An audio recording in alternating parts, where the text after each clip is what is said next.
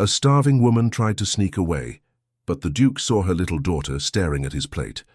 Before we begin this beautiful period romance story, tell me in the comments where you're listening from. I love knowing where you're joining me from. The wind pressed against the walls of Blackwood Manor with a low, steady moan, as if the winter itself wished to enter the grand hall and taste the warmth inside. Eliza Moore braced her shoulder against the kitchen door, pushing it open just enough to slip through. Her breath trembled in the air before her, a pale thread of fear and cold. She pressed one finger to her lips as she looked back at the small figure beside her. "Stay near me, Clara," she whispered. "Do not wander." Clara nodded, her thin face half hidden beneath wisps of fair hair. Her bare feet made no sound as she crossed the stone floor. The kitchen was dark, lit only by a dying ember in the corner hearth. Pots hung above their heads like silent witnesses, and the scent of roasted meat lingered in the air as a fading memory of abundance. Eliza's fingers shook as she reached for a small loaf left on the table. She hesitated, hearing her late husband's voice in her mind reminding her that good people do not steal. But hunger had long since swallowed pride, and the last time Clara had eaten anything warm was 3 days ago. Just a small piece, she thought, enough to help her sleep tonight. She tore off a corner of the loaf and tucked it into her coat. She reached for a second piece when she felt tug at her skirt. Clara pulled gently. "Mama."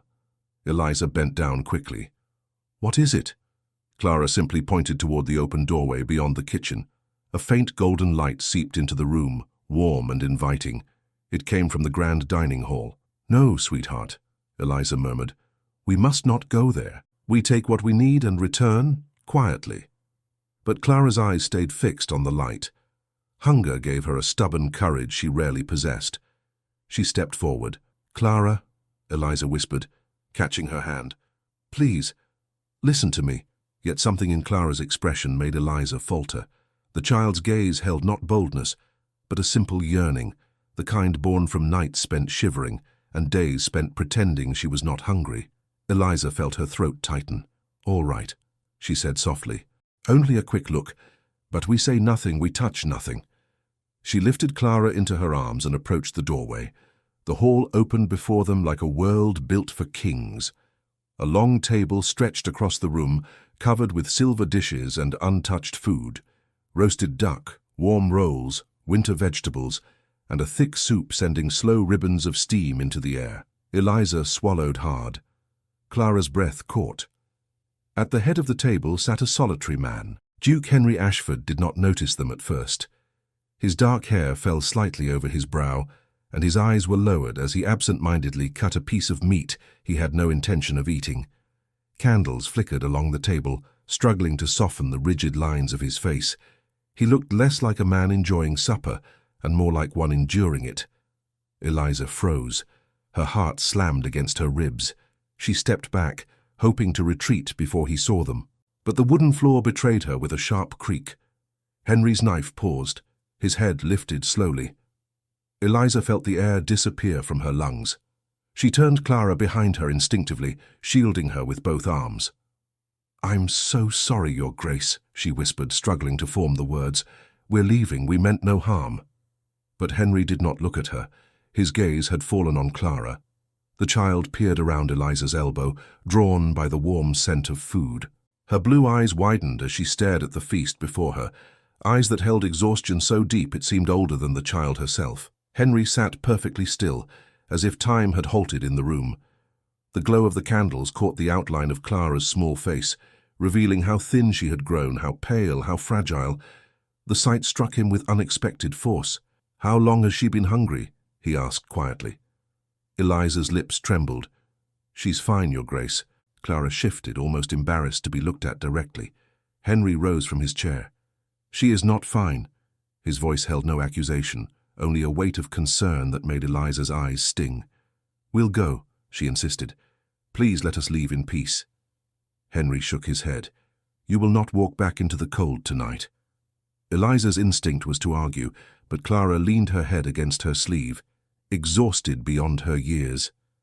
Eliza hesitated, torn between shame and need. "Sit," Henry said gently. "Both of you." Eliza looked up, stunned. "Your Grace." "Sit," He gestured to the seats closest to him. A man in his position did not make requests. He made commands. But this command, strangely, held no threat. Eliza obeyed. Clara climbed onto the chair with difficulty, her legs barely strong enough to lift her. Eliza placed her hands in her lap, afraid to touch anything unless permission was given. Henry lifted his hand toward the doorway. "Mrs. Greaves." The housekeeper appeared instantly, her posture stiff with indignation the moment she saw Eliza. Her eyes flicked over the widow's worn shawl, the child's ragged dress, and she drew herself taller. "Yes, Your Grace." "Bring a tray," he said. "A proper one." Mrs. Greaves blinked. "Your Grace, surely—" "A proper one," he repeated without raising his voice. The housekeeper pursed her lips and left. Eliza's cheeks burned. "We're not deserving of such." Henry met her gaze. "This is not about deserving. It is about necessity." Eliza could not respond. Her throat felt too tight to allow words. Clara watched him cautiously. After a long moment, she whispered, "Thank you." Henry's expression softened. He sat again, though he did not continue eating. His attention remained on the child. "You live in the village?" he asked. "Yes," Eliza said. "Your husband? Gone these 2 years." Henry nodded slowly, as if piecing something together. "And no family to assist you?" "None close enough to matter."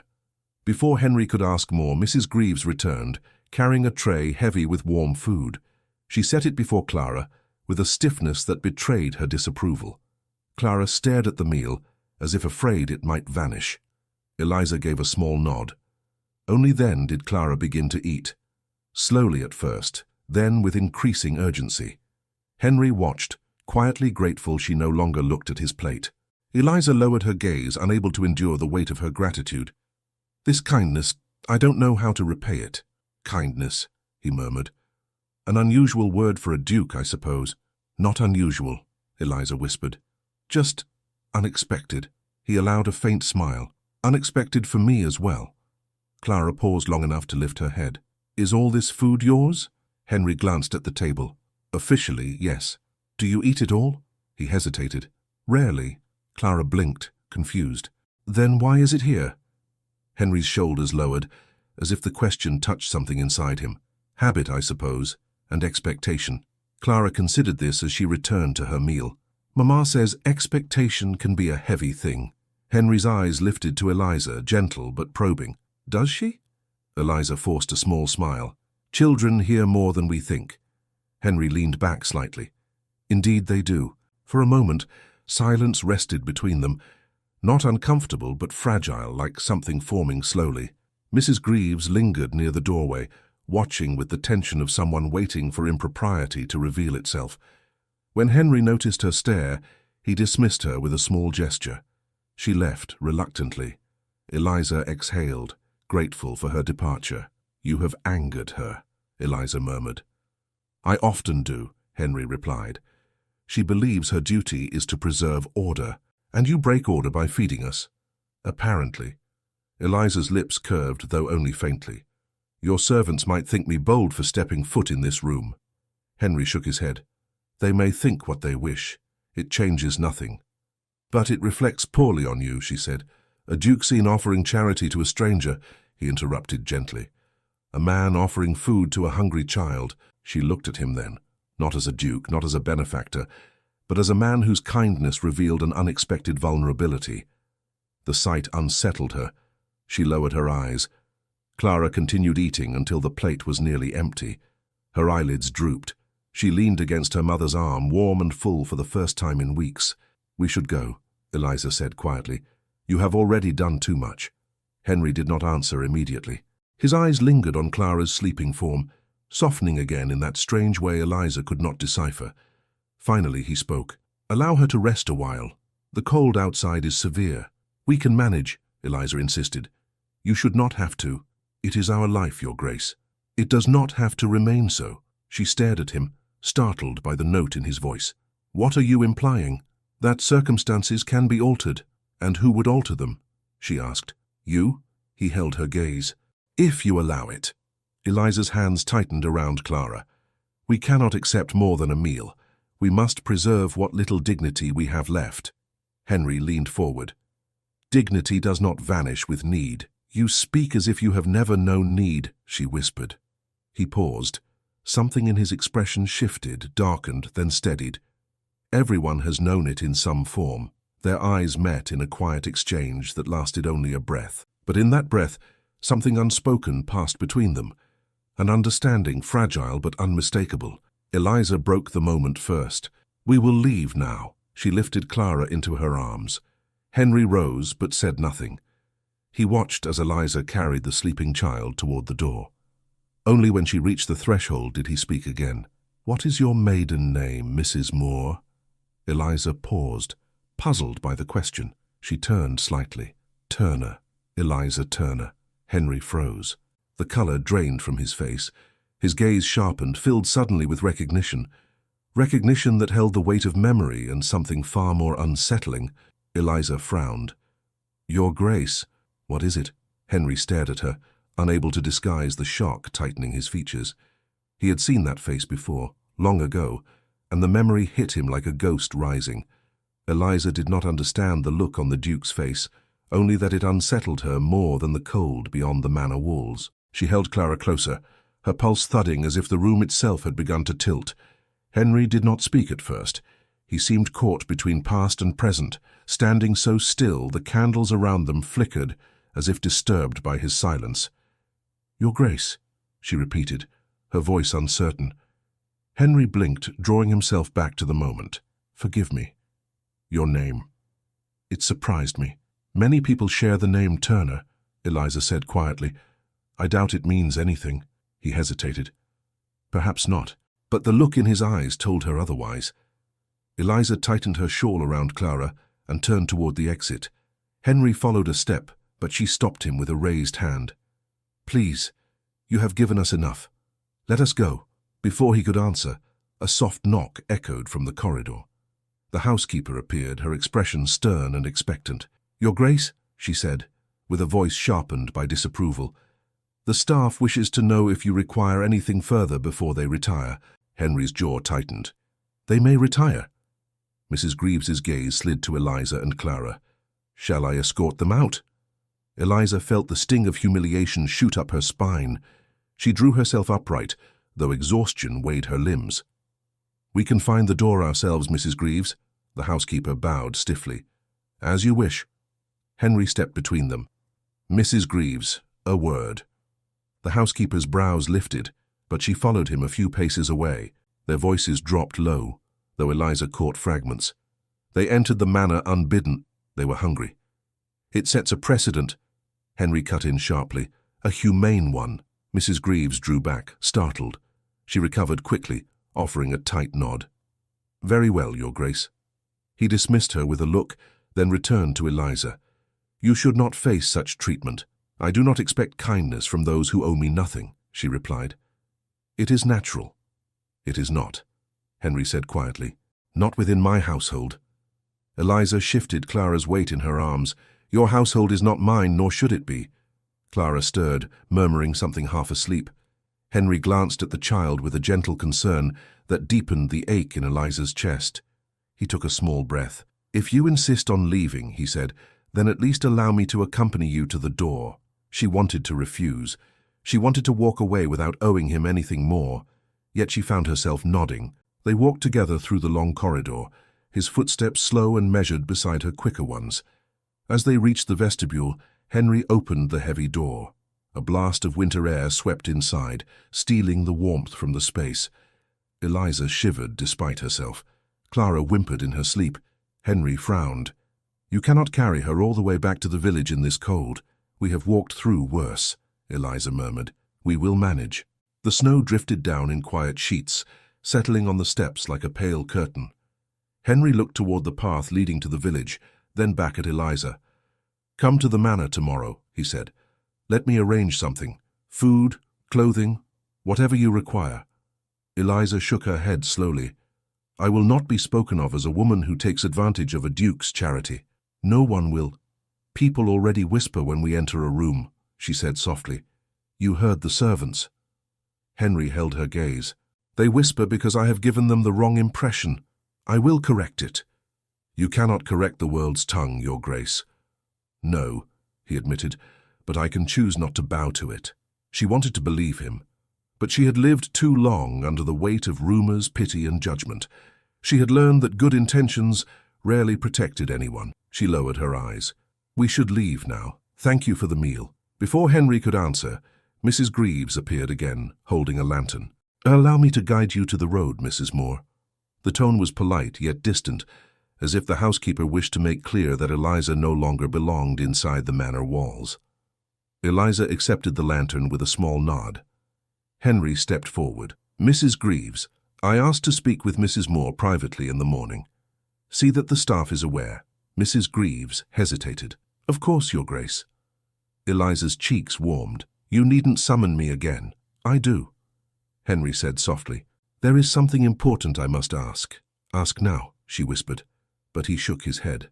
Tomorrow. She wanted to press him, but she sensed that whatever question lingered on his tongue was not one he wished to share in the cold doorway. Instead, she said only, Good night, Your Grace. Henry inclined his head. Good night, Mrs. Moore. Good night, Clara. Clara murmured a sleepy, good night, without opening her eyes. Eliza stepped into the snow. The cold wrapped around them immediately. The lantern crackled in her hand as the wind pressed against its glass. She walked a few paces before daring to glance back. Henry still stood in the doorway, watching them until they disappeared beyond the gate. She did not see the way his shoulders dropped once they were gone. She did not see the troubled look that crossed his face. She did not see the memory rising behind his eyes. The next morning, Eliza entered the village market with Clara by her side. The sky was still heavy with clouds, the promise of more snow hovering above them. She kept her head low, hoping to pass unnoticed, but whispers waited like shadows at every corner. That's her, the widow found inside Blackwood Manor. The Duke fed her, they say, and the child. Shameful that she would go begging to a nobleman. I heard she was bold enough to walk right into the dining hall. Eliza held Clara's hand tighter. She kept walking, jaw clenched, heart pounding. Clara looked up with worried eyes. Mama, why are they staring? Eliza forced a smile. They are curious, my love, that is all. But curiosity was rarely innocent. At the butcher's stall, the man avoided her gaze. We have nothing left today, he muttered, though Eliza saw a full side of pork hanging in plain sight. At the baker's, she placed her last coins on the counter. The baker sighed. Your money is acceptable, Mrs. Moore, but I advise you to tread carefully. The village dislikes scandal. Eliza's face burned. I have caused none. People talk, the baker said. They always do. She left without answering. Clara clung to her skirt. I don't like it here today. I know, Eliza whispered.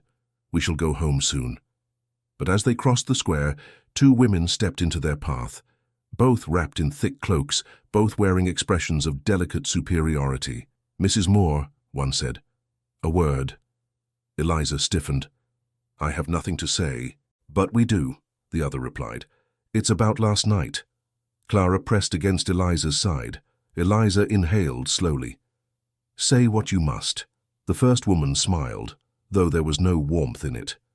You must take care. A duke's charity is not something a woman of your station should become accustomed to. Eliza kept her voice even. It was a meal, nothing more. Of course, the second woman said lightly, though some might interpret it otherwise. Some might think, the first added, that a widow with a pretty face could entice a lonely man. Eliza felt the ground sway for a moment. You speak without decency. We speak with concern, the woman replied. For the Duke, and for the village's reputation. What reputation? Eliza asked quietly. The one that starves children in winter? The women gasped, as if struck. Clara tugged her sleeve. Mamma, can we go? Eliza gathered her composure and moved past them without another word. She did not look back. She did not need to. The whispers rose once more. She took Clara home as quickly as possible, her heart aching with a familiar humiliation.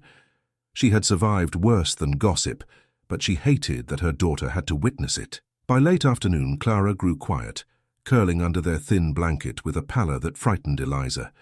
She touched the child's forehead. Warm.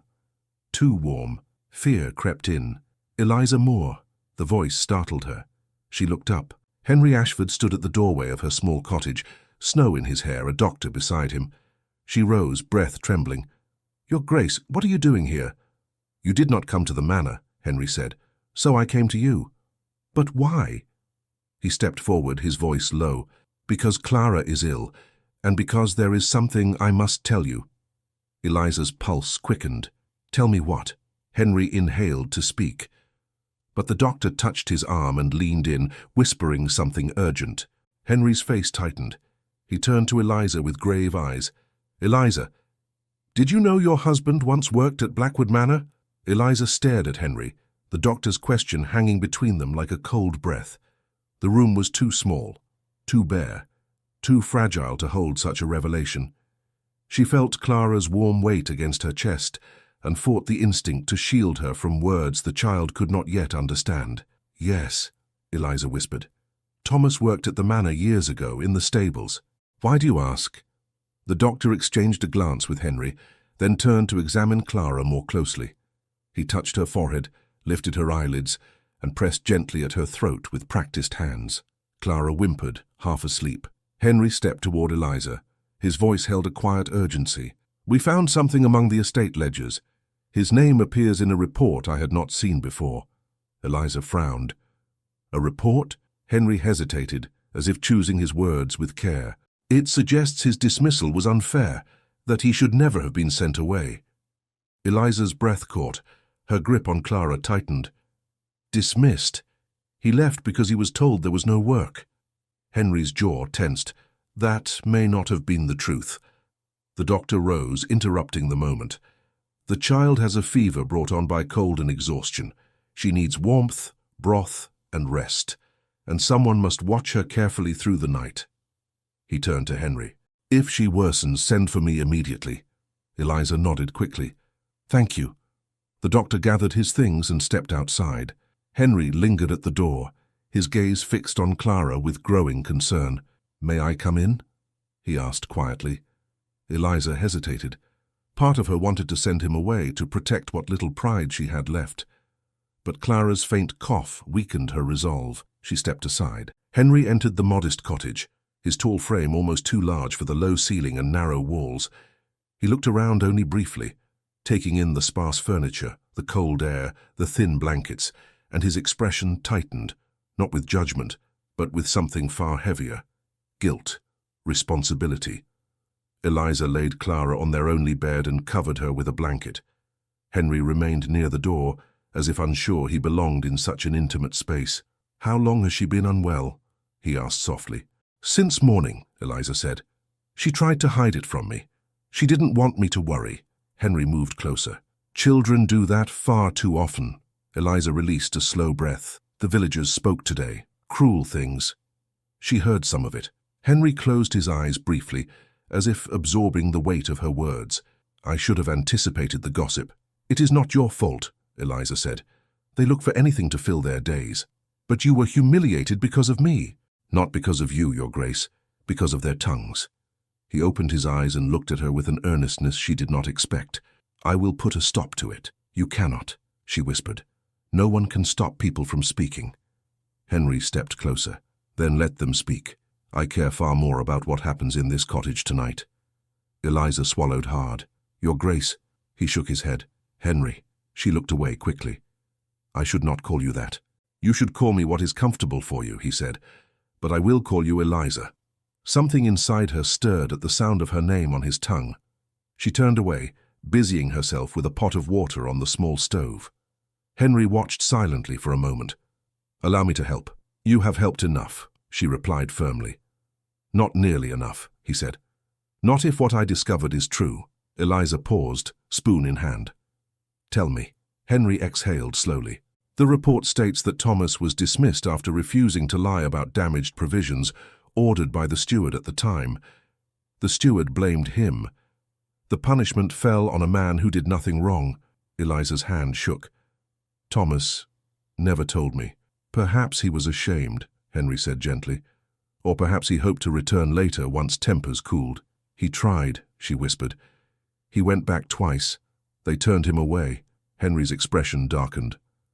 "I was away during that period. I should have reviewed every dismissal upon my return. but I trusted the ledger without question. None of that matters now, Eliza said, though her voice trembled. Thomas is gone. Right or wrong, nothing can change that. Henry stepped closer, his voice low. But it can change what happens to you. She turned to face him. Do not say that. Why not? Because it is pity, she said, and I will not live on pity. He shook his head. This is not pity. This is justice. The firmness in his tone startled her. She looked into his eyes and saw a sincerity she had not expected from a man of his rank. It unsettled her more than cruelty ever had. Before she could answer, Clara whimpered again. Eliza rushed to her side. Henry followed, stopping beside her at the foot of the bed. Clara opened her eyes, glassy with fever. "Mama, I'm here, sweetheart." Clara blinked at Henry. "Are you here too?" Henry knelt beside the bed. "Yes, Clara. I came to see how you're feeling." Clara reached for his hand. Her small fingers curled around his without hesitation. Henry stiffened for a moment, then relaxed, his thumb brushing the back of her hand with a gentleness that surprised even him. "You'll feel better soon," he said softly. Eliza watched him, something tightening in her chest. Clara closed her eyes again, drifting back into sleep. Henry rose slowly. "She likes you." Eliza folded her arms. Children see only kindness. They do not understand the complications behind it. Perhaps adults complicate what is simple, he said. She felt her breath catch.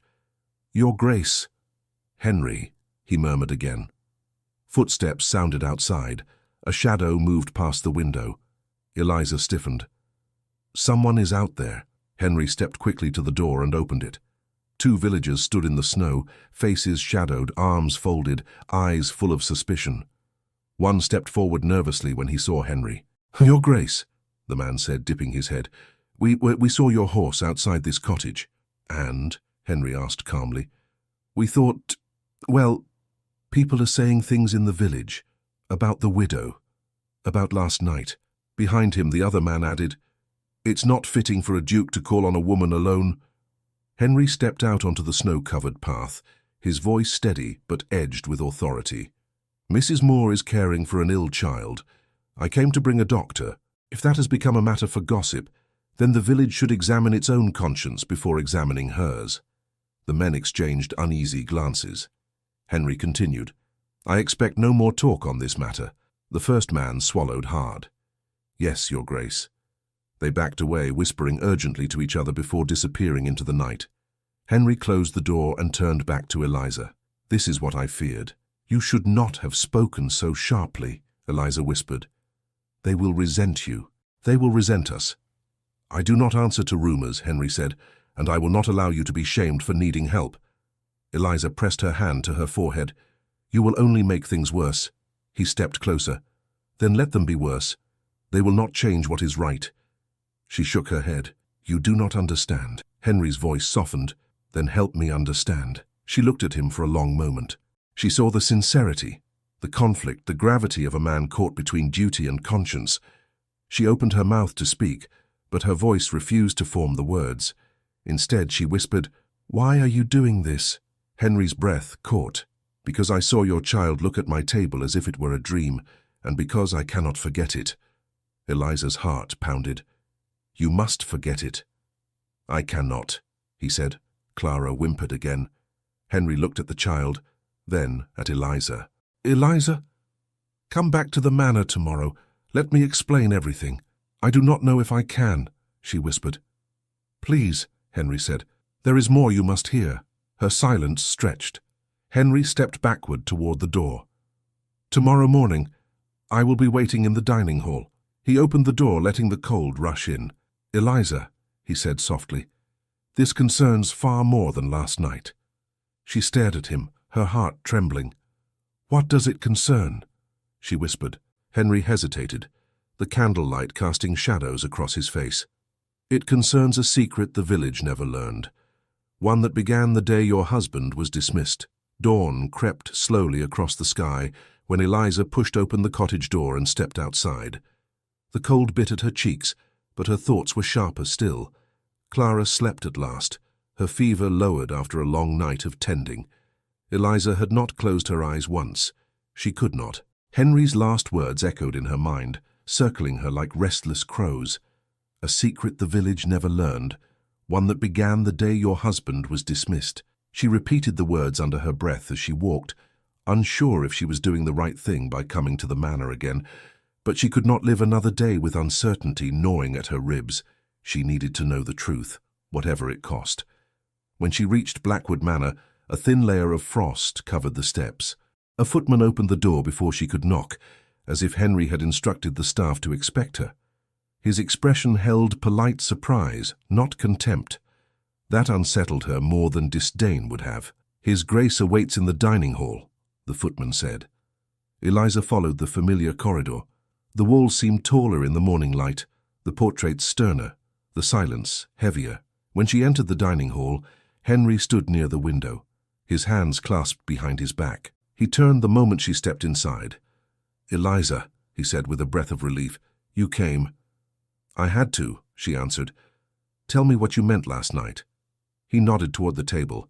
"Sit, please." She remained standing. Henry sighed, moved to the hearth and stoked the fire before turning back to her. "Very well, I will begin." She swallowed. "I'm listening." "I read the steward's report again this morning," Henry said, "and I compared it with a letter my father wrote less than a week before he died." Eliza's heart tightened. "What did the letter say?" "It confirmed that your husband was dismissed for refusing to take blame that belonged to someone else." "That part we already knew, but there was more." Henry paused.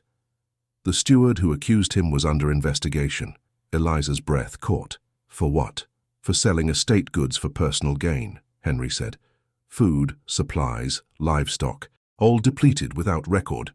My father suspected him, but he died before gathering proof." Eliza felt her knees weaken. Henry stepped toward her instinctively, but she raised a hand to stop him. "Please, continue." Henry remained still.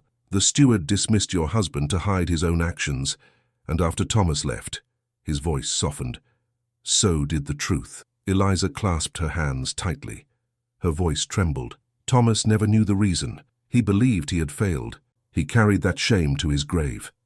"I am deeply sorry," Henry said, his voice thick with remorse. "This happened under my family's watch. I should have uncovered it sooner." "It is not your doing," she whispered. "It is my responsibility," Henry insisted. She looked down, unable to withstand the intensity in his eyes. Every part of her ached. Anger for what Thomas endured, grief for what was stolen, shame for how far she had fallen since his death. "Eliza," Henry said softly, "there is more I must ask you." "Ask," she murmured. Henry drew closer. "Did Thomas ever share details of his last months here? Anything unusual?" "Nothing," she said. "Only that work had grown tense. The steward questioned everything he did. He said the atmosphere felt wrong." Henry exhaled. "Then he sensed the corruption before anyone else." "Why does this matter now?" Eliza asked. "Because," Henry answered, "the same ledgers that record his dismissal also show a second name written beside it. Faded, crossed out, but visible if you look closely." Eliza frowned. "Who?" Henry hesitated. "A maid named Evelyn Turner." Eliza's breath halted. "My sister." Henry's eyes widened. "Your sister?" "Yes," Eliza whispered. "She worked here briefly before she married and moved away, but she stayed only a few months. She said the manor felt unsafe, though she never explained why." Henry steadied himself. "Eliza, her name appears only on one page, and next to hers is a note. Questioned, asked to remain silent. Then the name is crossed out." Eliza felt her stomach twist. "Remain silent about what?" "I don't know," he said, "but whatever she witnessed involved the steward and the missing goods." Eliza pressed a hand to her mouth. "She said nothing to me. Not a word. Perhaps she wished to protect you," Henry murmured.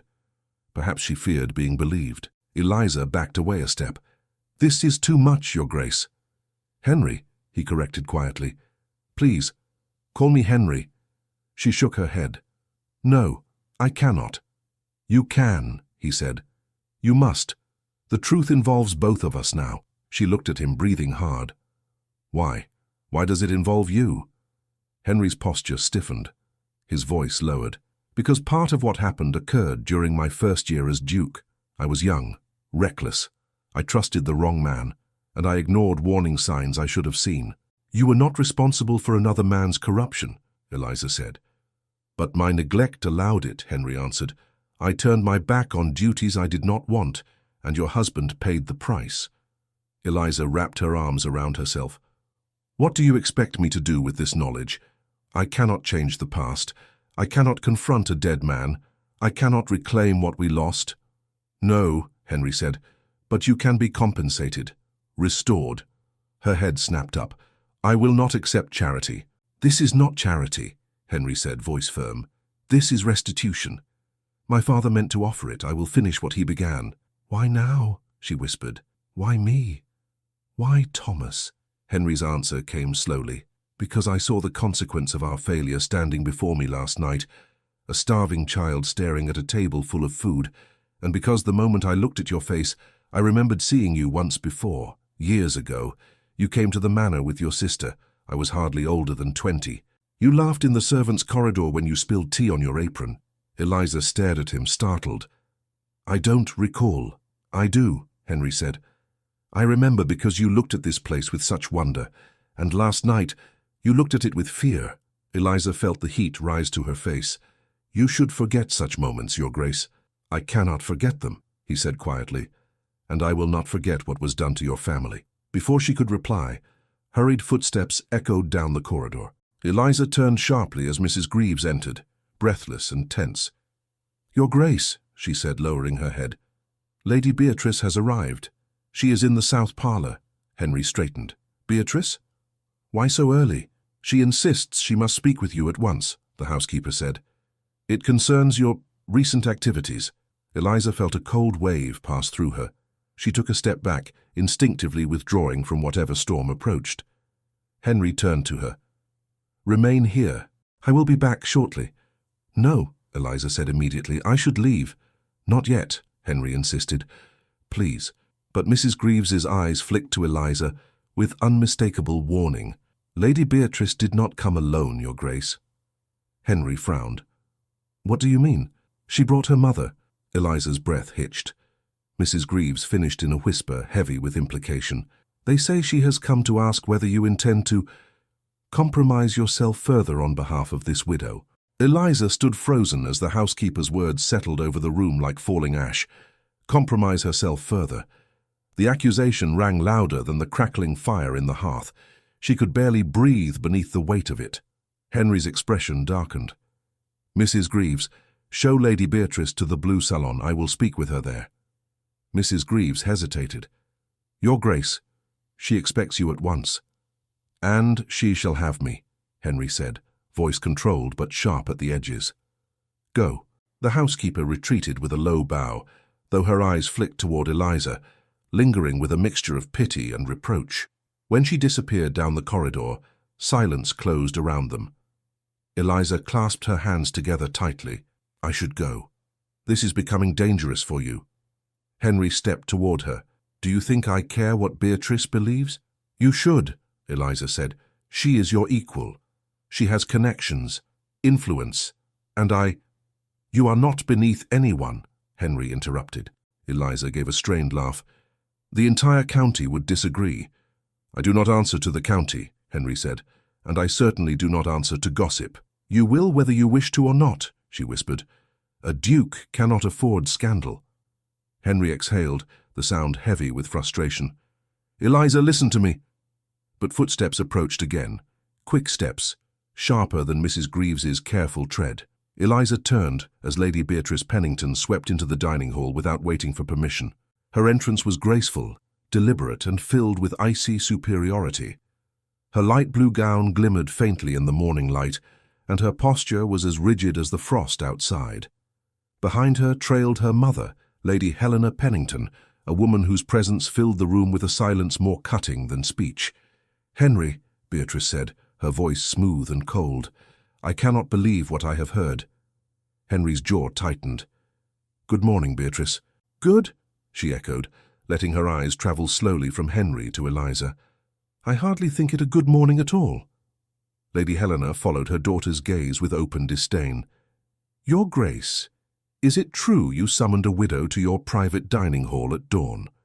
I summoned her because I needed to speak with her, Henry replied evenly. Nothing more. Lady Helena's voice sharpened. And you see no impropriety in that? No, Henry said. Beatrice stepped closer, her expression a mask of injured dignity. Henry, we have known each other since childhood. I have always trusted your judgment. But this is beyond understanding. Eliza lowered her eyes, wishing she could vanish into the floorboards. Henry's tone cooled. Beatrice, this discussion does not concern you. It concerns me deeply, Beatrice said. I have heard the whispers. The villagers are already talking about you and this woman. Eliza flinched at the venom in the last word. Henry stepped protectively toward her. Beatrice, watch your tone. My tone? Beatrice said, raising her voice for the first time. Your behavior threatens your reputation and mine. Yours? Henry repeated, incredulous. Beatrice lifted her chin. Our families are aligned. Everyone expects... Henry cut her off. Expectations do not dictate my choices. Lady Helena interjected with a low, forceful calm. Your Grace, the Pennington name is not to be trifled with. Marriages have been arranged for far less reason. You know the alliance our families have discussed for years. Henry stiffened. I have made no promises. Lady Helena's gaze hardened. A duke need not speak a promise for society to consider it binding. Eliza's stomach turned. She should not be here. She should not witness this. She took a small step back. Your Grace, allow me to... No, Henry said, turning to her. Stay. Beatrice's eyes flashed. Stay. Henry, have you lost your senses? This woman entered your manor uninvited. She stole food. And now you defend her against your own social circle? Henry spoke with deliberate calm. She came for her child, Beatrice scoffed. So she claims. Eliza's face burned. She opened her mouth, but Henry stepped forward before she could speak. Do not insult her, he said, voice low and dangerous. Lady Helena folded her arms. Your Grace, you place yourself at risk. This woman is of low birth, with no fortune and no name of influence. Her mere presence threatens your standing. Eliza felt her breath shorten. She had endured humiliation before, but this cut deeper, because Henry was caught in the center of it. Henry, Beatrice said, softening her tone in a faltering attempt at persuasion, you are a man of duty, of position. Why should you jeopardize everything for someone who offers you nothing? Eliza felt her heart twist at the words. Nothing. That was what she had to offer. Nothing but struggle, shame, and endless need. Henry took a step closer to Beatrice. Because she matters. Beatrice blinked. She matters? Yes, he said. Eliza's breath caught. Lady Helena's voice chilled the air. Explain yourself, Henry. Do you mean to say this woman has influence over you? Beatrice shook her head in disbelief. Henry, surely not. Henry turned to Eliza, and his expression shifted. Something gentler, something conflicted, something she could not bear to see. Eliza's husband was wronged by this estate, Henry said. I have only just discovered the truth. I owe her restitution. Beatrice gave a cold laugh. Restitution is handled through coin or property. It does not require secret meetings at dawn. Henry's eyes darkened. Nothing here is secret. Lady Helena's gaze sharpened. What then is it? Compassion? Attraction? Or simply guilt? The silence that followed was suffocating. Henry spoke at last. It is my responsibility, and I will not neglect it. Lady Helena stepped forward, lowering her voice so only Henry and Eliza could hear. If you continue on this path, the Pennington family will withdraw all support for your upcoming parliamentary appointment. Henry's eyes flashed with anger. Then so be it. Beatrice's face paled. Henry, you cannot mean that. I do, he said firmly. Eliza's hand flew to her mouth. This was too much. She shook her head, stepping forward. Your Grace, stop this, she whispered. You cannot risk your future for a matter that concerns me alone. Henry turned to her, reaching instinctively for her arm. Eliza, but she pulled back. Please, do not do this. I will leave at once. I will walk away now. Your reputation will recover quickly if I disappear. Beatrice gave a small confident smile at that, as if Eliza had finally spoken sense. Henry took a breath, steadying himself. Eliza, you will not leave because of them. It is not because of them, she said, voice breaking. It is because of you. I do not want to be the reason you lose everything. Beatrice stepped closer, triumph gleaming in her eyes. You see, Henry? Even she understands. Eliza forced herself to speak again. Let me go. I do not belong here. Your world is not meant for people like me. You belong wherever you choose to stand, Henry said quietly. She shook her head. I choose to leave. Before Henry could answer, Lady Helena cleared her throat pointedly.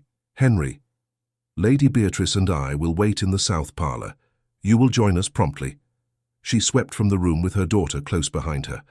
Beatrice paused just long enough to cast one last, icy glance at Eliza. You have had your moment, Mrs. Moore, she murmured. Pray it has not cost him too dearly. She left without waiting for a reply. The doors closed with a heavy thud. Silence flooded the dining hall again, but this time it was charged, trembling, painful. Henry turned to Eliza. Do not let her words scar you. They already have, Eliza whispered. And worse still, they are true. No, Henry said. They are shallow judgments from shallow minds. That does not mean society will ignore them. Henry's voice softened. Eliza, look at me. She did. You are not the downfall of my reputation, he said. You are the reminder of what it means to be human. Her chest tightened. You cannot speak like that. Why not? Because it sounds like affection, she whispered. Henry's breath caught. Neither moved. Then a servant burst into the dining hall, breathless. Your Grace, he stammered. Lady Helena demands your presence immediately. She says the matter cannot wait. Henry closed his eyes briefly. Of course she does. The servant bowed and hurried out. Henry turned back to Eliza. His voice was low, urgent. Stay here until I return. I cannot. Please, he said. Do this one thing for me. Her heart ached. I do not belong here, Henry. He took a slow, pained breath. You belong more than you know. Eliza stepped back, shaking her head. You must go to them. They are your world. And you? He asked softly. I am nothing more than an interruption. No, Henry said. You are the reason I opened my eyes. She felt her breath falter. He lowered his voice even more. When I return, we will finish this conversation. She shook her head. There is nothing more to say. Henry stepped toward her. There is everything to say. But before he could reach her, Mrs. Greaves rushed in again, face pale. Your Grace, she said shakily, Lady Beatrice insists on seeing you this instant. She says if you delay, she will announce her intentions publicly. Henry's brows snapped together. Her intentions? Mrs. Greaves swallowed. She intends to secure an engagement before the morning ends. Henry stood motionless, as if the air had thickened around him. Eliza could almost hear the gears turning in his mind. He looked suddenly older, burdened, and painfully aware of the trap tightening around him. An engagement before the morning ends.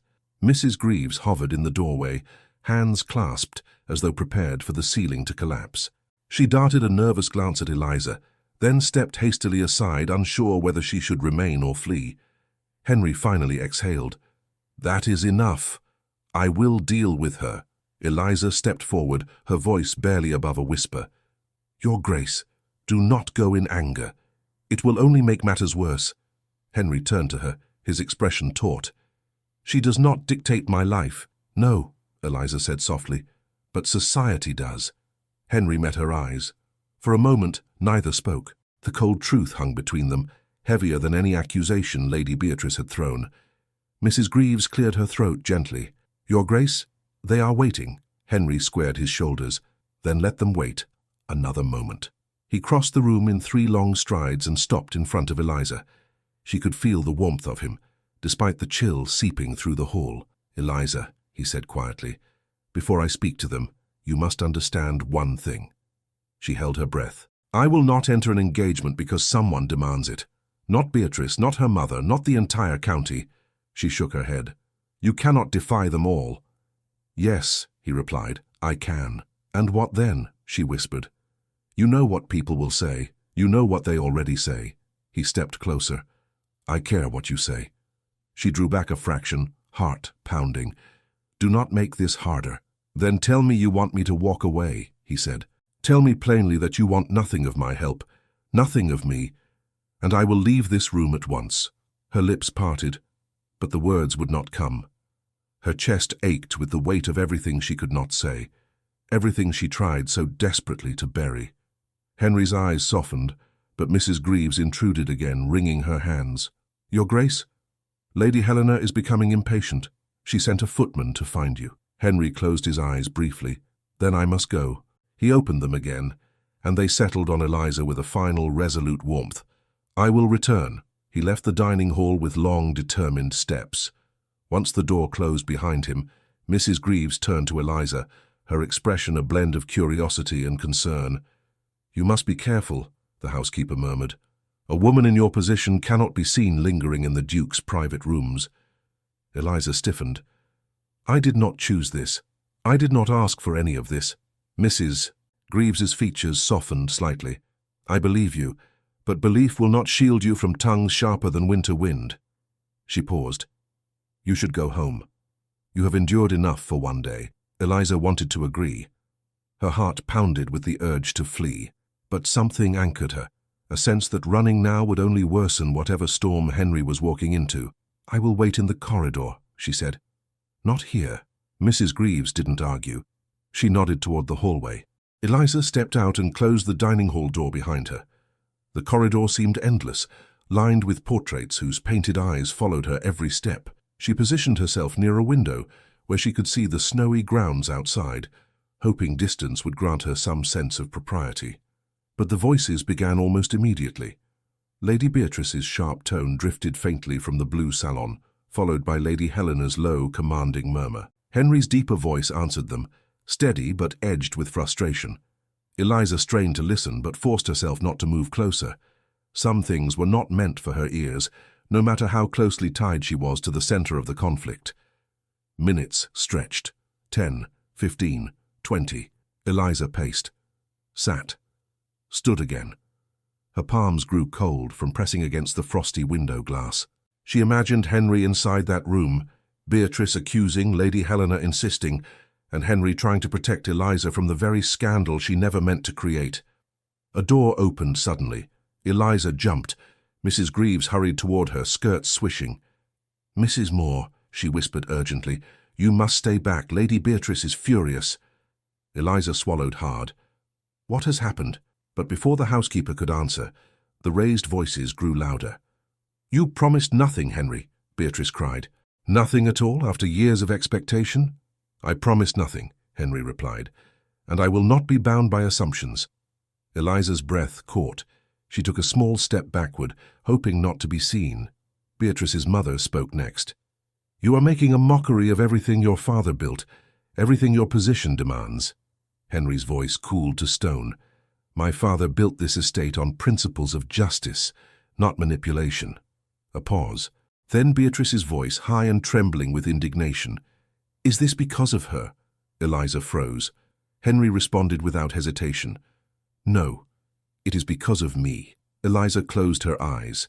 That single sentence sent warmth and dread through her in equal measure. Beatrice hissed something unintelligible, then said more clearly, "If you refuse to act with sense, then I will protect my own name. I will not allow myself to be humiliated." "Humiliation is not my intention," Henry said. "But it is the result," Beatrice snapped. Eliza stepped farther back into the shadows, heart twisting. She had never desired to stand between Henry and his world, yet here she was, woven into the very fabric of his conflicts. Suddenly, the salon door burst open. Beatrice stormed out, face flushed with barely contained fury. She halted when she saw Eliza standing at the end of the corridor. The silence between them was chilling. Beatrice approached with long, elegant steps, every inch of her trembling from outrage. She stopped inches away from Eliza, staring as though she were looking at a stain on polished silver. "So," Beatrice said, "you truly mean to stay in his life?" Eliza forced her voice to remain steady. "No, Lady Beatrice, I mean only to learn the truth about my husband's dismissal." Beatrice laughed coldly. "Spare me. You have turned this house upside down in a matter of days. How convenient for you." Eliza stiffened. "I never asked for the Duke's attention." "Oh, but you accepted it," Beatrice said, leaning closer. "Widows often learn to survive on the compassion of men, but you have taken it further than most." Eliza's cheeks burned with humiliation. She wanted to walk away. She wanted to defend herself, but she had no weapons against such cruelty. "You misunderstand me," Eliza said quietly. "Do I?" Beatrice whispered.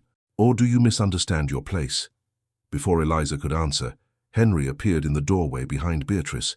His face was pale with anger. "Beatrice," he said sharply. Beatrice spun toward him, her expression tightening. "I have said what I needed to say, and you have overstepped," Henry replied. She lifted her chin. "I have preserved what remains of my dignity." Henry stepped between them. "This conversation ends now." Beatrice turned away, eyes glistening with rage. "Then enjoy the ruin she brings you." She swept past Henry in a flurry of silk and cold perfume, disappearing down the corridor. Eliza watched her go, heart pounding painfully. Henry turned back to her, stepping close enough for his voice to soften. "Eliza, forgive her cruelty." Eliza shook her head. "She spoke truth, not cruelty." "No," Henry said firmly. "She spoke fear." Eliza lifted her gaze.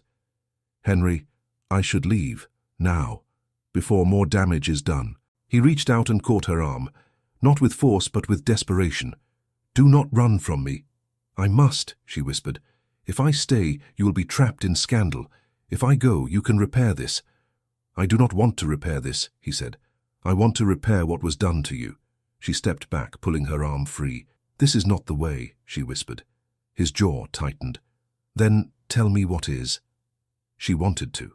She wanted to speak her fear, her gratitude, her impossible longing. But the words lodged in her throat like a stone.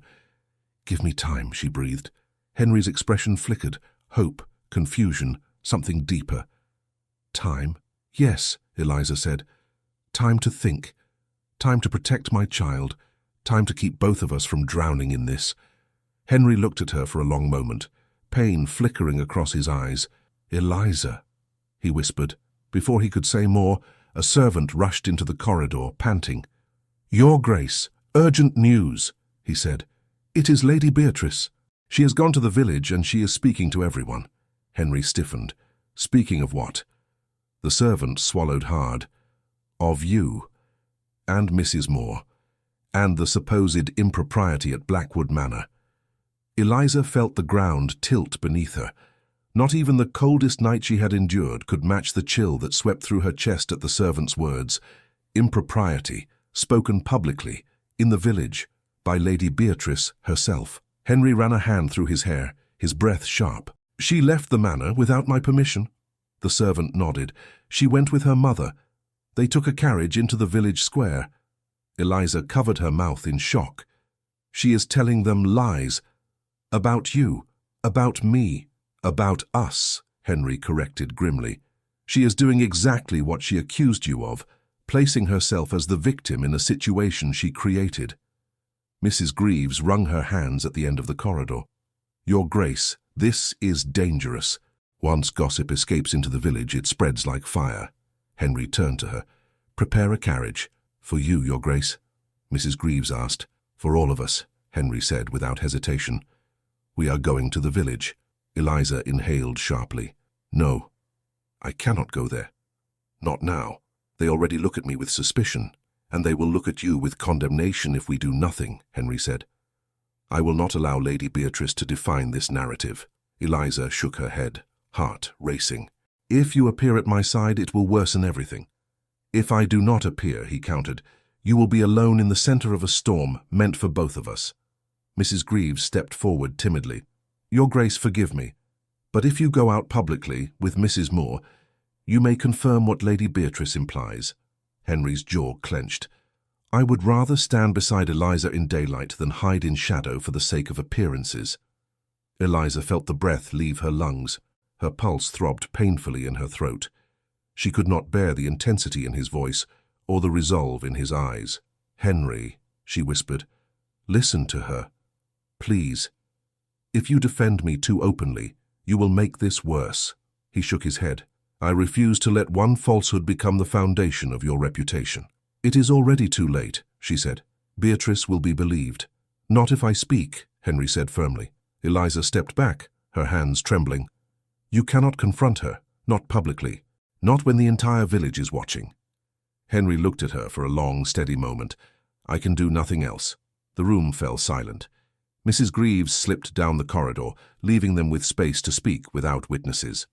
Eliza pressed a hand against the wall, needing the support. "Henry," she whispered, "why are you doing this?" He stepped toward her slowly. "Because you should not bear a burden meant for me." "But I am already holding it," she said, "and every step you take toward defending me only tightens the noose around your position." "I do not care," he said. "You must," she insisted. "Your world depends on reputation." "And what of your world?" he asked. "Your world depends on merely surviving." Eliza swallowed hard. "You cannot risk everything for the sake of a woman who has nothing to offer in return." Henry's voice dropped, thick with something unspoken. "Do you truly believe you offer nothing?" Her breath trembled. "In your world, yes." He moved closer still, enough that she felt the warmth of him in the cold corridor. "Eliza, you offer more than you know." Her heart pounded so strongly she feared he could hear it. Before she could answer, heavy footsteps approached. The steward appeared, his face pale with worry. "Your Grace," he said, bowing, "I have just returned from the village. Lady Beatrice is speaking with merchants, with families, even with the vicar. She claims her reputation has been threatened by your association with Mrs. Moore." Eliza winced. The steward continued, "She suggests you intend to sever ties with the Pennington family because of an emotional attachment to Mrs. Moore." Eliza covered her face in despair. Henry's fists clenched. "And," the steward added, "she claims she will speak to the magistrate regarding your impropriety." Henry snapped his head up. "Impropriety? On what grounds?" "That you have compromised Mrs. Moore's honor," Eliza gasped. Henry stepped forward. "I have done no such thing." The steward lowered his eyes. "I know that, Your Grace, but Lady Beatrice is very persuasive. Some believe her. Others fear the Pennington influence." Henry turned to Eliza, guilt written across his face. "I should have stopped her sooner." Eliza shook her head. "She would have found another way." Henry looked to the steward. "Order the carriage." Eliza reached for his sleeve, stopping him. "Henry, please, you must not face her publicly. Let me speak with her." "You?" he asked, stunned. "She will tear you apart." "Not if I explain the truth," Eliza said. "Not if I tell her I wish to disappear from your life completely." Henry recoiled. "You cannot say that." "I must," she whispered. "It is the only solution that protects you." He stared at her, pain flickering across his face like a shadow. "Eliza, do not do this." "What choice do we have?" she asked. "The more you defend me, the more they attack." Henry drew a deep breath. "Then let them attack me." "But they won't," she whispered. "They will attack Clara, and that I cannot allow." Henry flinched at the mention of Clara, his expression shifting into something wounded. "I would protect her." "From what?" Eliza asked softly. "From every rumor, every glance, every cruel whisper. You cannot shield us from a world we do not belong in." Henry stepped forward. "You belong with me." The words fell between them like a confession that neither had meant to say aloud. Eliza's chest constricted. "You cannot speak like that." "Then how am I supposed to speak?" he asked, voice raw. "Tell me." She looked at him helplessly. "With reason, with distance, with the restraint required of your title." "I am done with restraint," he said. "Then you will lose everything," she replied, tears burning behind her eyes. Henry shook his head. "I will lose nothing compared to what you have already lost." The corridor fell silent. Then heavy footsteps echoed from the entrance hall. Eliza looked up as a group of servants hurried inside from the cold, carrying news between them in hushed, troubled murmurs. Mrs. Greaves returned, pale, wringing her hands. "Your Grace," she said with urgency, "I am so sorry. But it is worse than we thought." Henry stepped forward. "What now?" Mrs. Greaves swallowed. "Lady Beatrice has just made another declaration in the village square." Henry's voice dropped. "What declaration?" Mrs. Greaves hesitated, her gaze flicking nervously to Eliza. "She claims," Mrs. Greaves whispered, "that you intend to make Mrs. Moore the new mistress of Blackwood Manor." Eliza's knees weakened as if the floor had tilted. "Mistress of Blackwood Manor." The words struck with such force she gripped the nearest chair to steady herself. Henry looked as though someone had slapped him. She said what? He asked, stepping toward Mrs. Greaves. Mrs. Greaves twisted her hands. Her exact words were that you intend to place Mrs. Moore at the head of your household. The villagers gasped, Your Grace. And Lady Beatrice? She appeared triumphant. Henry's face darkened. A lie born of desperation. Eliza pressed a hand to her chest. This is absurd. Why would she say such a thing? Because, Henry said, turning to her, she wishes to paint you in the worst possible light, to make you appear ambitious, calculating, dangerous. Mrs. Greaves added, the villagers now believe you have influence over His Grace. Eliza sank into the chair. They already mistrust me. Now they will despise me. Henry knelt beside her, lowering his voice. Eliza, look at me. She turned her face away. Look at me, he repeated gently. She did. This is not your doing, Henry said. Lady Beatrice has lost control of her pride. This is her retaliation. Retaliation for what? Eliza whispered. For telling the truth. For not choosing her, Henry said quietly. The honesty in his voice startled Eliza. Mrs. Greaves pretended not to hear, stepping back discreetly. Eliza clasped her hands tightly. We should go to the village at once. I must deny everything. No, Henry said firmly. You will not stand in the middle of that square, surrounded by people hungry for scandal. You cannot go alone, Eliza argued. Then I will take my steward, Henry said, and the magistrate if needed. Eliza rose to her feet. Henry, the village already thinks I have used you. If you arrive there in a fury, they will assume the worst. Henry's voice grew sharper. I will not allow lies to go unanswered. She moved closer, speaking in a soft, urgent whisper. And what of Clara? If word reaches the neighboring towns, if gossip spreads, she will be marked as the daughter of a schemer. Forever. Henry shut his eyes, pain carving lines into his face. You cannot be blamed for Beatrice's cruelty. But I will be, Eliza said, and you will be blamed for protecting me. Mrs. Greaves stepped forward hesitantly. Your Grace, forgive me, but Mrs. Moore is right. The more you defend her publicly, the more Lady Beatrice's accusations gain strength. Henry turned sharply. I will not abandon her. No one is asking you to abandon her, Mrs. Greaves said softly. But there are wiser ways to protect her. Eliza took a trembling breath. This is my burden, mine to confront. Let me face her. Henry's eyes flew open. No. Eliza steadied herself. I will go to her quietly, not in the square, not before a crowd. Henry rose. Beatrice will not listen. She may, Eliza said, if she believes your future is safe. He frowned. What are you planning to say? Eliza forced her voice to remain steady.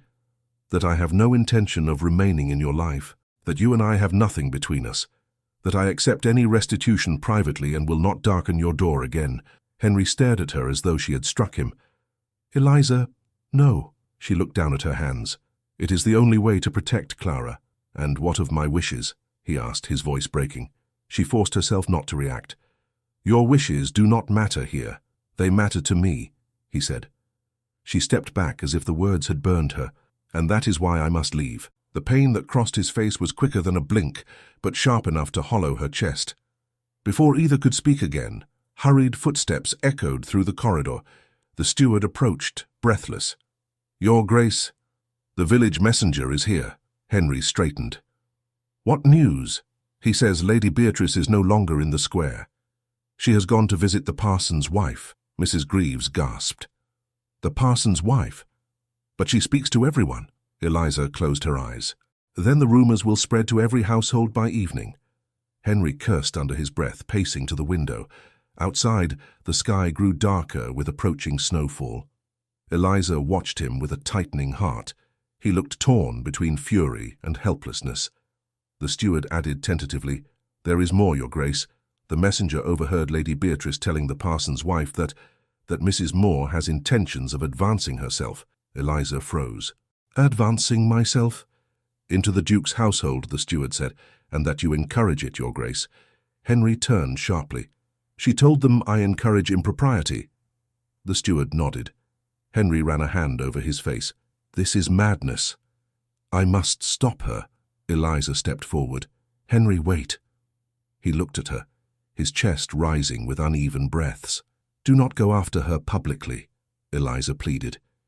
If you confront her now, she will twist it into proof. She will say you are defending your supposed attachment. Henry stared at her, then at Mrs. Greaves, then at the steward. No answer satisfied the weight of the moment. Then what do you propose? He whispered. Eliza drew a shaky breath. Let me go to her privately, alone. Let me tell her I want nothing from you. Henry stiffened. I cannot let you confront her alone. You must, she said. She hates me, but she will listen if she thinks I'm retreating. If she believes I am stepping out of your life, she will stop attacking yours. Henry shook his head. Eliza, she stepped closer, touching his sleeve lightly, her voice trembling. Please, this is the only way I can protect Clara. The only way I can protect you. He looked at her hand on his sleeve, then at her face. He seemed torn apart by the weight of everything unspoken. Finally, he whispered, I do not want you to disappear. Her throat tightened. Sometimes disappearing is the greatest kindness a person can offer. He flinched, eyes closing briefly. Mrs. Greaves watched them with a worrying tenderness, but said nothing. Henry opened his eyes again. If she says one unkind thing to you, if she threatens you, I want you to leave at once. Promise me. I promise, Eliza said. He stepped aside with visible reluctance. Where is she now? The steward answered. She will be at the parson's house, but she plans to return to the village square shortly. The messenger overheard her saying she intends to make one final statement. Henry frowned. Final statement? Eliza steadied herself. I will go now, before she returns to the crowd. Henry grabbed her hand without thinking. She froze. His grip tightened, not possessive but desperate. Eliza, be careful. She nodded, pulling her hand free gently. I will. Mrs. Greaves fetched a cloak for her. The steward offered to accompany her, but Eliza shook her head. This must be done alone. Henry watched as she wrapped the cloak around her shoulders. He looked as though he wished to stop her, to pull her back, to lock every door so she could never be touched by cruelty again. But he said nothing. Eliza walked through the long corridor, passed through the entrance hall, and stepped into the bleak winter air. Snow had begun to fall in slow, delicate flakes. She tightened the cloak and followed the path toward the village. With each step, dread pressed heavier on her shoulders. She reached the parish lane faster than expected, her heart pounding in her ears. The parson's house came into view. Then she saw them. Lady Beatrice and Lady Helena stood at the parson's gate, speaking animatedly with the parson's wife. Their voices carried through the crisp winter air.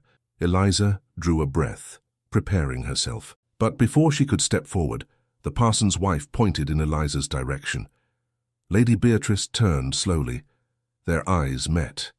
A cruel smile touched Beatrice's lips. Well, she said, her voice carrying clearly across the snow, how fortunate. The widow arrives at the very moment I was discussing her future. Eliza forced her voice not to shake. Lady Beatrice, I came to speak with you, privately, if you will allow it. Beatrice's eyes glittered with triumph. No need for privacy. I have already made my intentions known. Eliza swallowed. And what intentions are those? Beatrice stepped closer, lowering her voice just enough so only Eliza could hear. I intend to ruin you completely before the day ends. Snow fell quietly around them, softening the world even as Lady Beatrice's words cut through it with cruel precision. Eliza felt the cold settle under her skin, but she forced herself to stand straight. She had faced hunger, grief, humiliation. She could face this too. Lady Beatrice, Eliza said in a calm whisper, I did not come to quarrel, I came to end this. Beatrice tilted her head, amused. End this? My dear Mrs. Moore, this is hardly in your power to end. Lady Helena shifted beside her daughter, folding her gloved hands. You should be grateful we even grant you this audience. Eliza ignored the sting in her words and took a breath. I came to speak with Lady Beatrice alone. There will be no alone, Beatrice answered. I have nothing to hide. Eliza steadied her voice. Very well, then hear me as you are. I do not wish to disrupt your life. I do not intend to remain in the Duke's. I plan to return home, care for my daughter, and stay far from his affairs. Beatrice raised an eyebrow. A charming speech, but I do not believe a word of it. It is the truth. Truth? Beatrice laughed softly. If you wished to avoid scandal, you would have fled that manor the moment you were discovered in it. Instead, you lingered. You allowed him to feed your child, bring a doctor to your cottage, defend your name. You let him ride through the village like a knight to your rescue. She leaned forward, her voice low and sharp. Men do not behave that way toward women they consider insignificant. Eliza's heart twisted, but she held her ground. Whatever he feels, or thinks he feels, is his own burden. I do not intend to encourage it. You already have, Beatrice said. Eliza's hands tightened around her cloak. Lady Beatrice, you misunderstand everything. I am not your rival. Beatrice's eyes narrowed. No? Then tell me plainly. Do you love him? The question struck hard, unexpected, unfair, too direct for the quiet street they stood upon. Eliza's breath caught. She opened her lips, but no sound came. Lady Helena scoffed. You see, even her silence betrays her ambitions. Eliza forced herself to meet Beatrice's gaze. My feelings are irrelevant. He is a duke. I am a widow with nothing but a frail child and a pile of debts. Whatever kindness he has shown is temporary and dangerous. I came to end it. Beatrice's cold expression wavered a fraction, though pride kept it sharp. You expect me to believe you will simply walk away? Yes, Eliza said. I will leave the manor and accept nothing further from him. No food, no coin, no protection. Lady Helena frowned. No protection? Even though the village now whispers your name with contempt? Even though your child may face ridicule? Eliza swallowed. I will manage. Beatrice searched her face, truly looked at her, for the first time. The wind lifted a strand of Eliza's hair, revealing the exhaustion etched in her eyes, the fear she fought so fiercely to hide. Something in Beatrice's gaze shifted, a flicker of doubt, or perhaps the faintest awareness of Eliza's sincerity. You mean to disappear, Beatrice murmured. Yes, Eliza said softly. Not for you, for Clara. Beatrice's expression faltered, just for a breath. Then she looked away, fighting the crack in her composure. She had expected a battle. She had not expected surrender. The parson's wife, who had been standing quietly at the edge of the path, spoke then in a gentle voice. Lady Beatrice, perhaps Mrs. Moore tells the truth. She seems no threat to you. Beatrice stiffened. That is not for you to decide. Nor is it for you to destroy her, the parson's wife said kindly. Not when she offers to walk away with dignity. Beatrice closed her eyes briefly, gathering herself. When she opened them, she looked directly at Eliza. You will leave him, she said slowly. Completely. Without hope of return. Eliza nodded. Completely.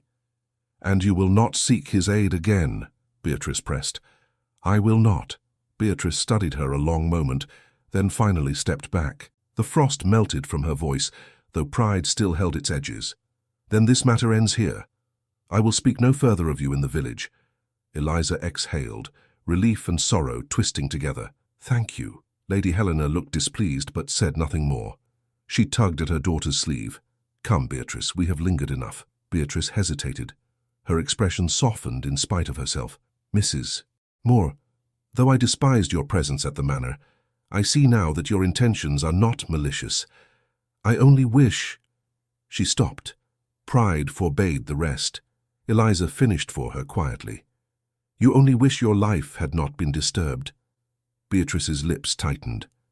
Yes, Eliza bowed her head. Then I will disturb it no longer. Beatrice turned away, her cloak swirling behind her as she and her mother moved down the lane. The parson's wife offered Eliza a gentle nod before following them inside. When they were gone, Eliza stood alone in the snow. The silence pressed around her, heavy, final, a strange mixture of triumph and despair. She had achieved what she came for. She had ended the rumor. She had given Henry's world back to him. And now she had to let him go. She walked slowly toward the manor, each step heavier than the last.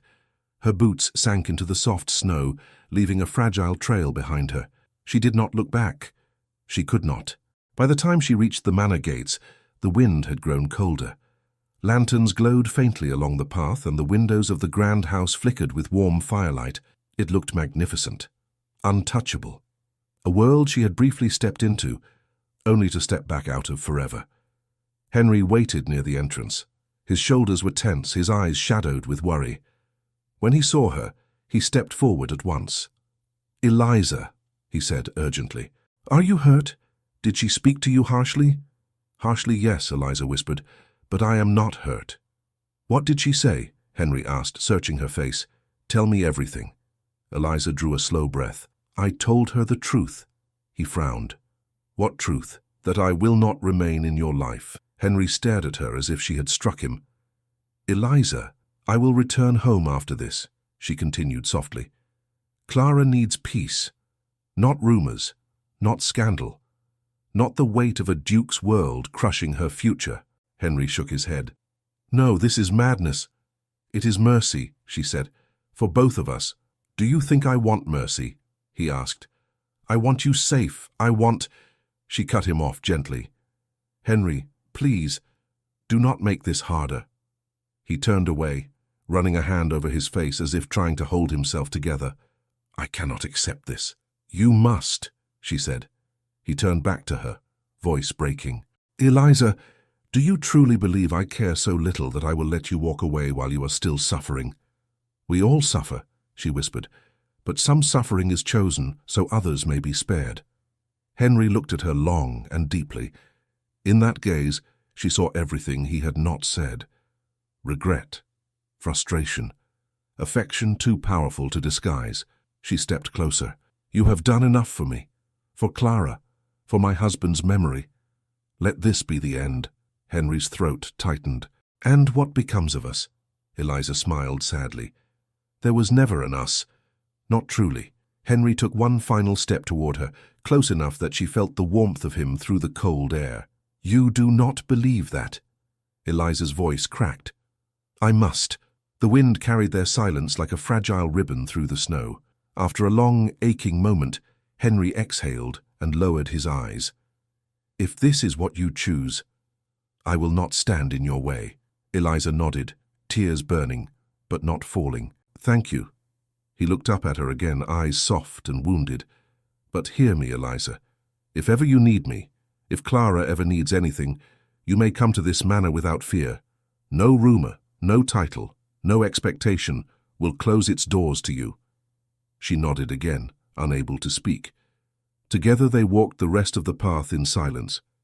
He escorted her as far as the gate, stopping before he crossed the threshold that separated his world from hers. "Goodbye, Eliza," he said quietly.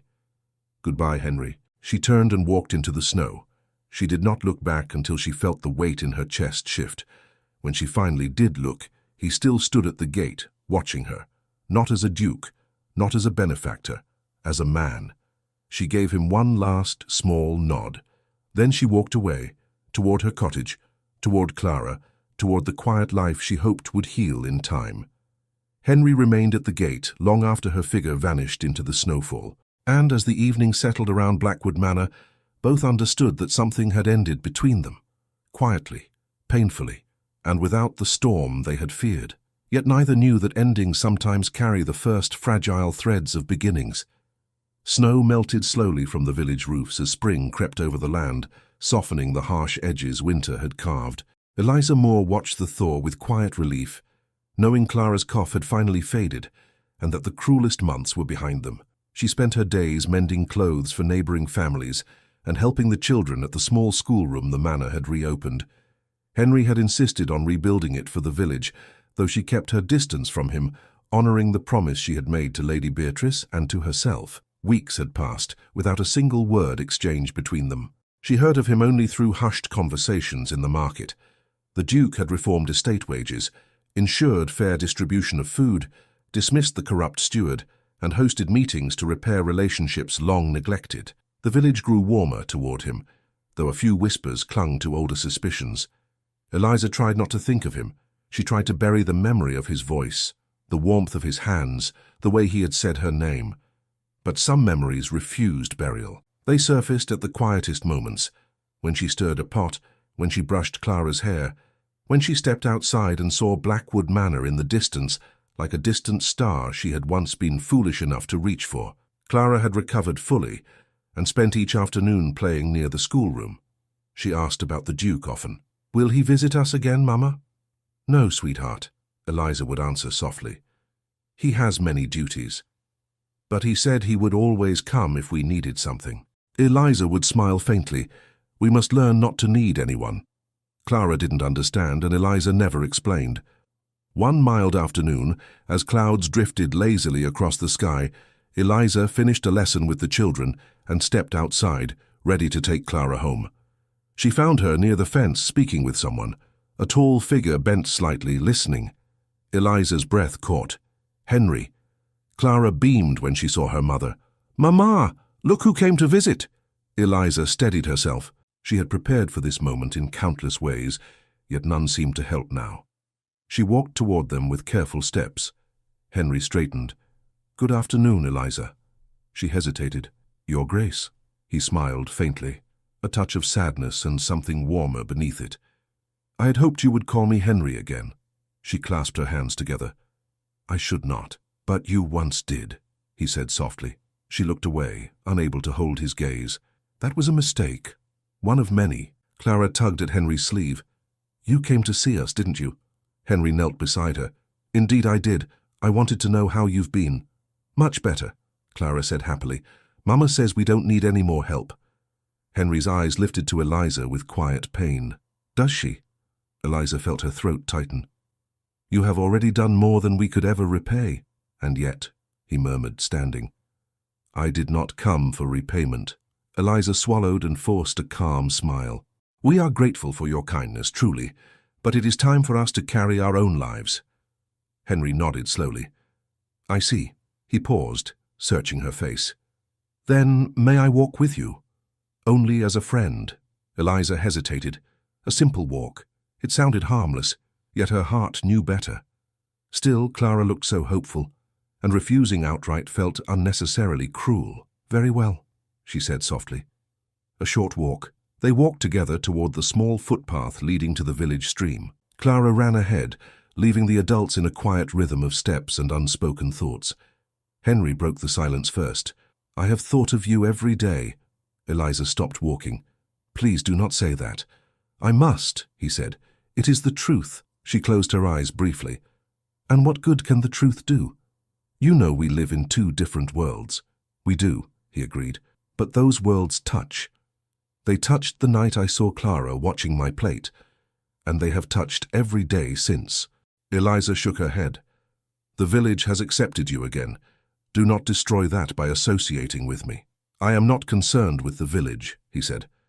"But you should be." Henry stepped closer. "Eliza, I care more for you and Clara than for any rumor spoken in a marketplace."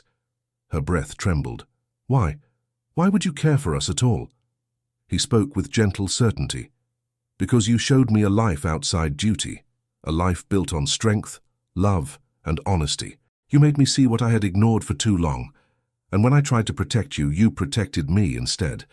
She turned away, unable to bear the tenderness in his voice. Henry walked around her until she was forced to meet his eyes.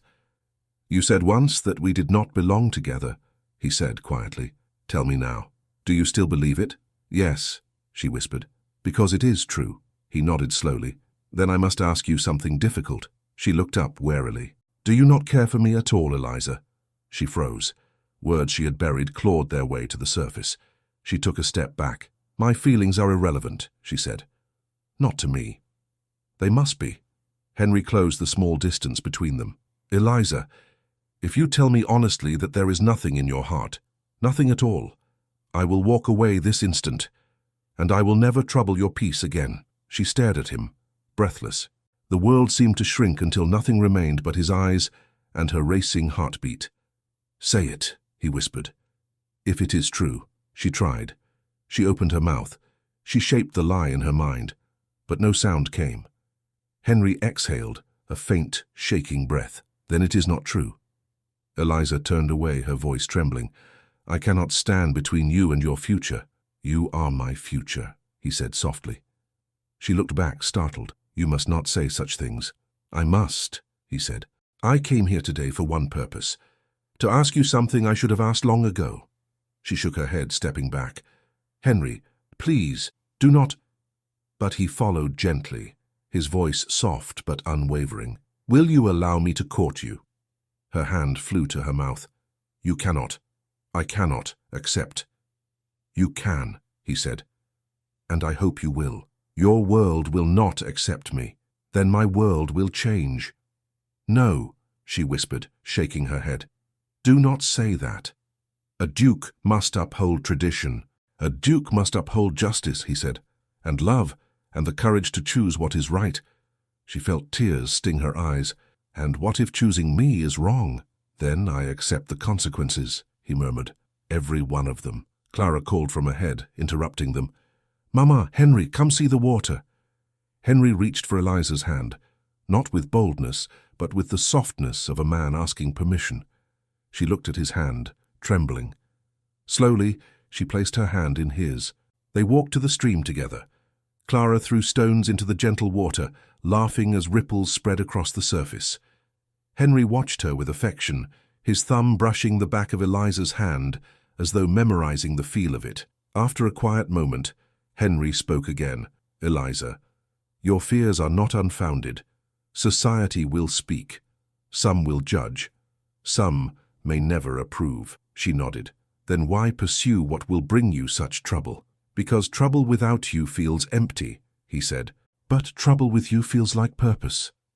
Eliza covered her mouth, tears falling freely now. Henry stepped closer.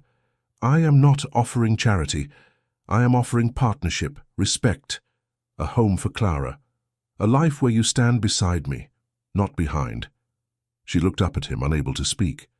"And yes," Henry added softly, voice breaking into a smile, "I am offering love." Eliza's breath hitched. "Henry," he took both her hands in his, "if you can look at me and tell me you feel nothing, I will accept it.